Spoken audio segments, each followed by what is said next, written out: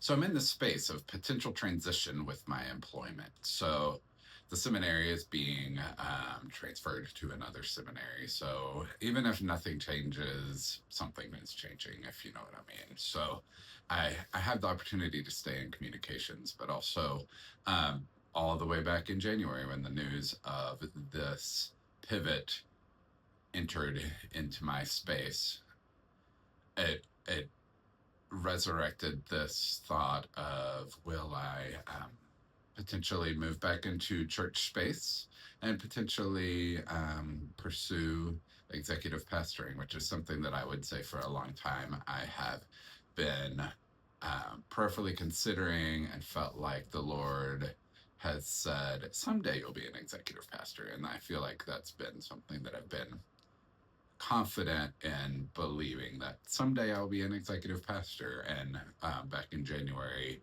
when all of this started to happen with Phoenix Seminary and Talbot, it's become a question of okay, is now that time? So, in this season, there's been a lot of development. Like I said, this project has been the Ordered Soul has been a little bit of a project in what the Lord may have and accountability to be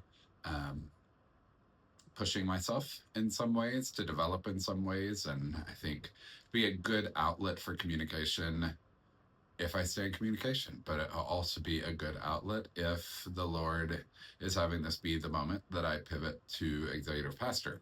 So, in that, I feel like I could use some communication tools and have run across different suggestions through some different avenues of development that I've seen that have suggested things like Toastmasters or things like improv class or things like articulation training. And those really three things that I'm feeling like would be massively helpful for me. So I would love to hear from you if you have ever done improv or articulation training or Toastmasters and what you thought about it. So hope to hear from you. And here's to trying out at least one of those when they kind of freak me out a little bit. So being honest, let's see how this goes. Have a good one.